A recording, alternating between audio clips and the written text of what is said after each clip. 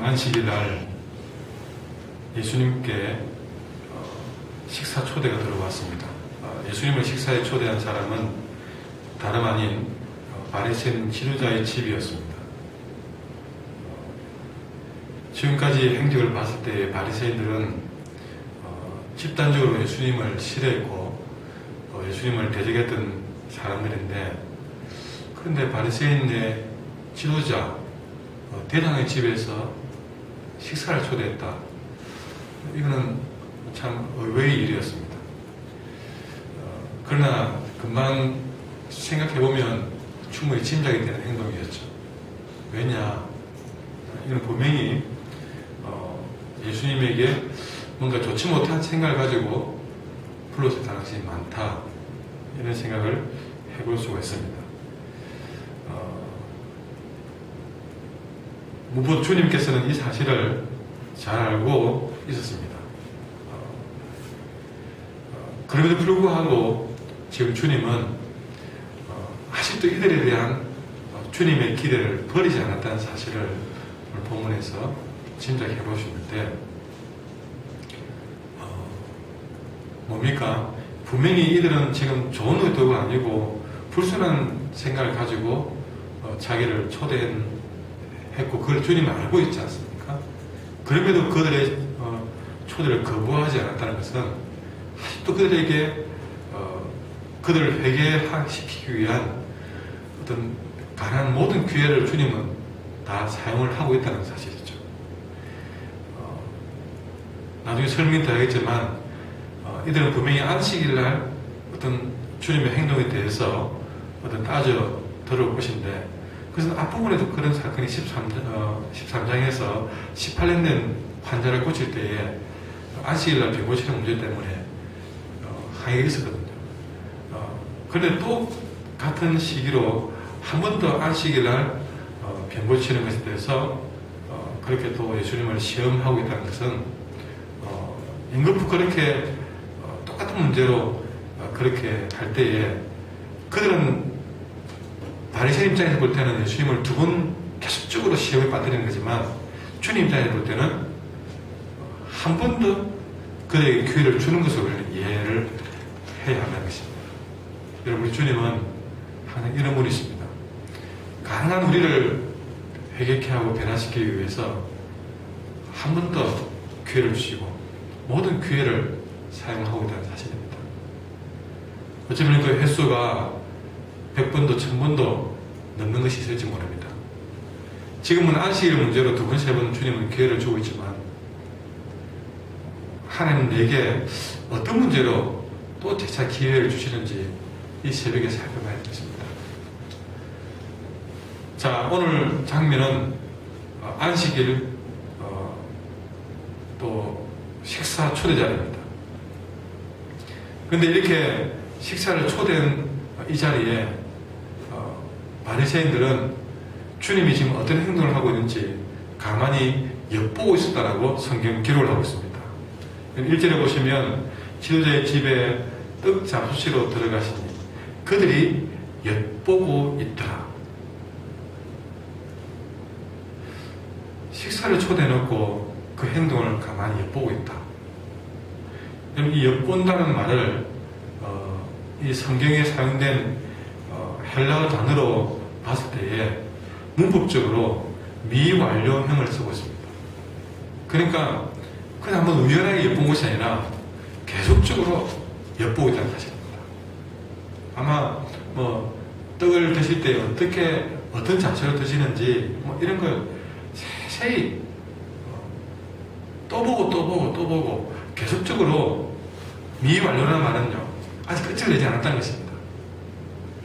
그렇게 엿보는 행동을 하고 있습니다. 그러니까 이 바리새인들이 예수님의 행동, 말씨, 모든 것에 허점을 찾기 위해서 감시를 하듯이 주님을 엿보고 있다 하는 것입니다. 여러분, 사람이 이렇게 엿볼 때는요, 털어먹지 않는 사람이 없다고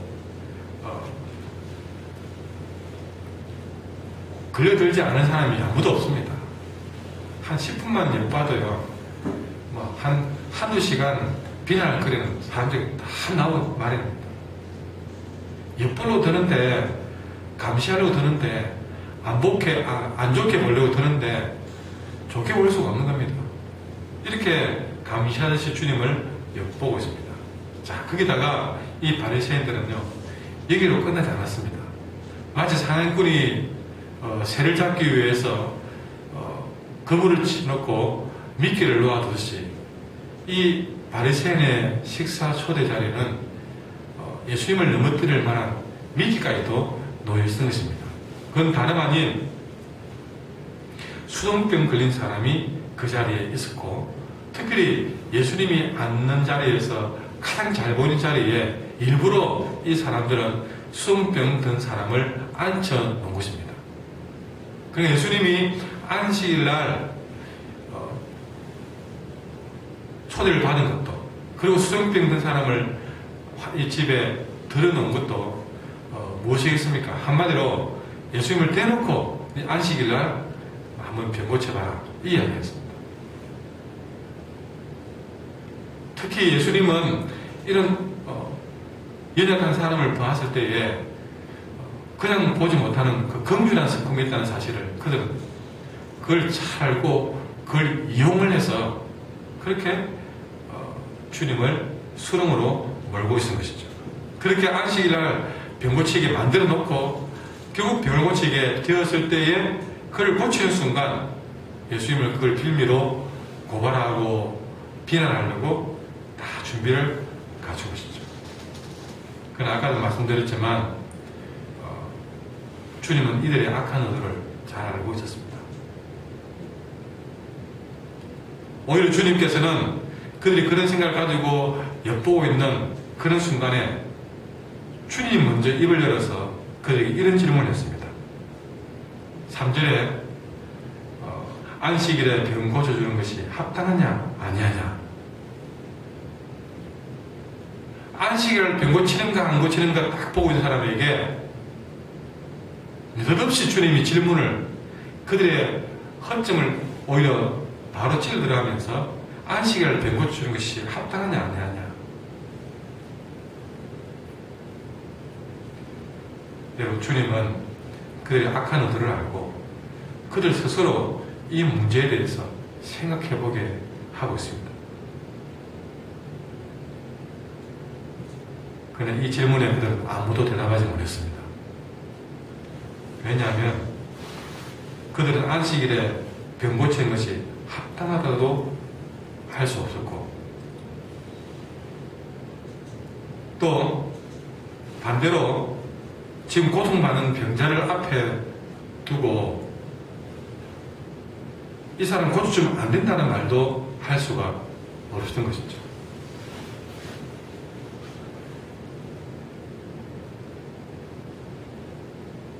율법 때문에 환자를 앞에 두고 저 사람 고쳐주면 안 돼요 라고 말하는 그런 무자비한 자가 되고 싶지 않은 것입니다.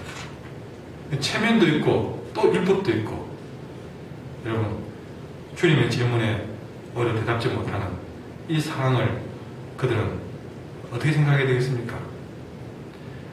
자기들이 생각해봐도 이거는 참 이러지도 저러지도 못할 부끄러운 삶을 살고 있다는 것을 스스로가 드러내고 있는 것입니다. 우리는 하나님 앞에 사는 인생이 되어야 됩니다. 이 말은 굉장히 중요한 얘기인데 뭔 얘기입니까? 사람들은 그래도 눈에 보이는 자리에서는 잘합니다.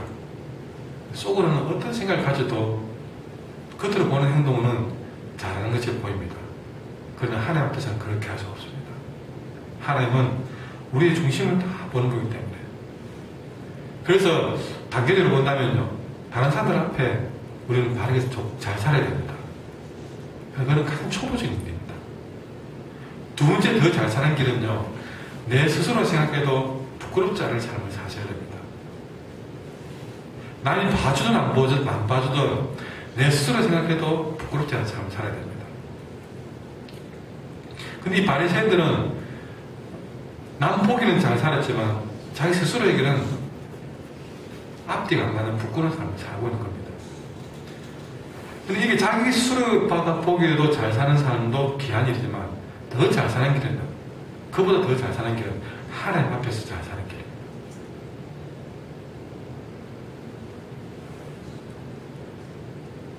그런데 우리가 처음부터 기준 자체가 하나님 앞에서 산다면요, 내 자신에게도 부끄러울 필요가 없고 세상에 나와서도 부끄러울 필요가 없는 인생이 된다는 것이죠.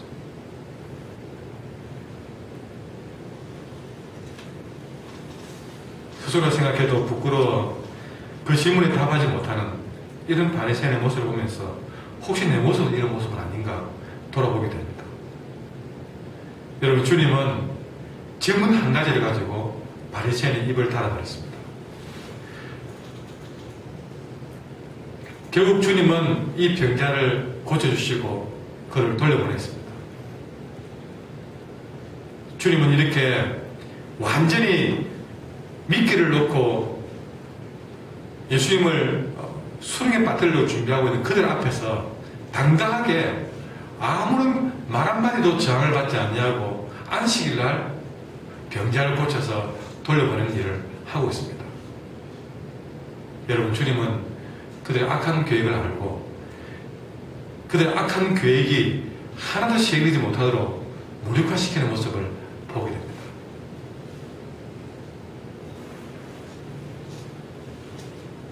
오늘 이 말씀을 봤을 때에 여러분, 얼마나 그들의 행동이 모순된 것인지도 말씀해 주실 뿐만 아니라 그들의 어떤 악한 계획도 주님께서 하시는 일들을 막을 수 없다는 사실을 오늘 우리에게 보여주고 있습니다.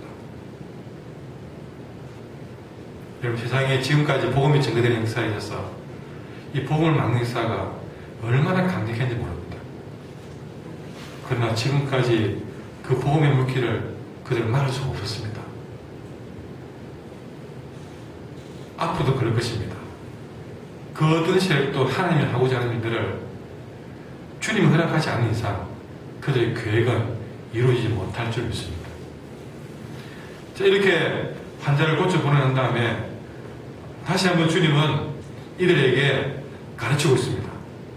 5절에 보시면 너희 중에 누가 그 아들이나 소가 우물에 빠졌으면 안식일에라도 곧 끌어내지 않겠느냐. 이 말에 아무도 대답하지 못했다고 했습니다. 여러분, 그들은 지금뿐만 아니라 앞에서 계속적으로 주님을 고소할 기회를 얻으려고 만만히 준비를 해놓고 주님을 시험했습니다. 그러나 그들은 주님을 시험할 때마다 오히려 주님을 시험에 빠뜨리기는커녕 자기들이 얼마나 못났고 자기들이 얼마나 무능력한 것을 깨닫게 되었다는 사실이죠. 어둠이 아무리 강해도 빛은 이길 수가 없습니다. 어둠이 아무리 오래 갈 것 같아도 빛이 한번 찾아오면 그 빛을 이길 수가 없고 감당할 수 없습니다. 또 피조물이 창조주를 이길 수가 없습니다. 마찬가지로 지금 이 바리새인들이 어떤 준비를 해도 주님을 이길 수는 없습니다. 근데 여기서 우리가 당연히 그건 하나님이시고 이들은 피조물이기 때문에 그럴 수 있다라고 생각할지 모르지만, 자, 그걸 넘어져서 하나 짚고 이 말씀을 마치고자 합니다. 왜 이들은 주님을 이길 수 없는가 하는 얘기를 하고 싶은 것입니다. 뭐냐면 이들이 주님을 이길 수 없는 이유는 그분이 하나님 아들이기 때문에 못 이기는 것도 있겠지만 또 하나님이 허락하지 않기 때문에 못 이기는 것도 있습니다. 그러나 이들은 또 하나 때문에 이길 수가 없습니다.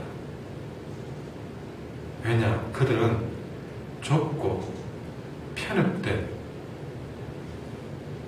판단력만 가지고 있기 때문에 그렇습니다.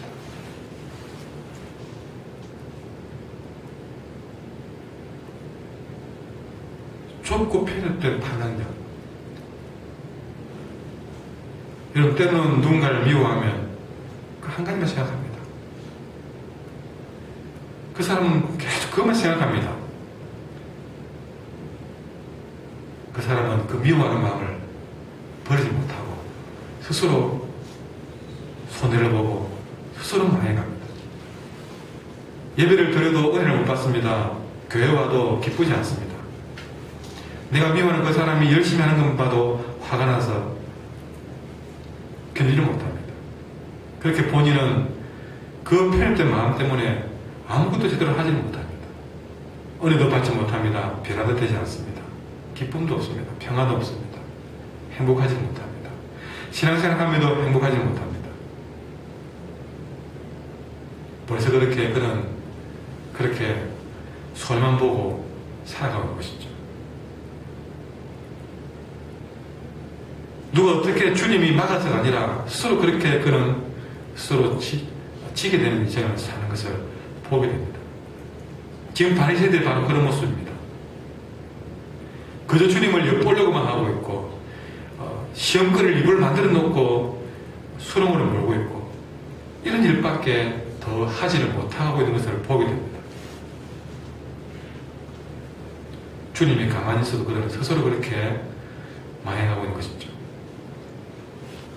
그러니 그들은 주님을 도무지 이길 수가 없는 것입니다. 여러분, 마귀가 노리지 않아도 우리의 작은 이런 잘못된 성품 하나로 우리는 충분히 잘못될 수 있습니다.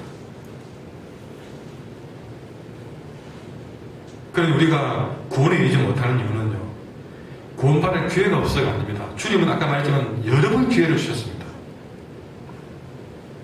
우리가 구원받지 못하고 은혜 받지 못하는 이유는 주님이 기회를 주셔가 아니라 기회를 주신 것이 없어가 아니라 정직하지 못하고 겸손의 부족 때문에 구원받지 못하는 것입니다.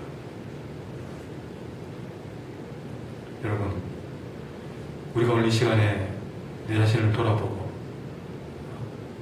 정말 스스로 이렇게 질 수밖에 없는 생각과 성품을 가지고 있지 않은지 우리 자신을 돌아봐야 되겠습니다. 기도하겠습니다. 하나님, 우리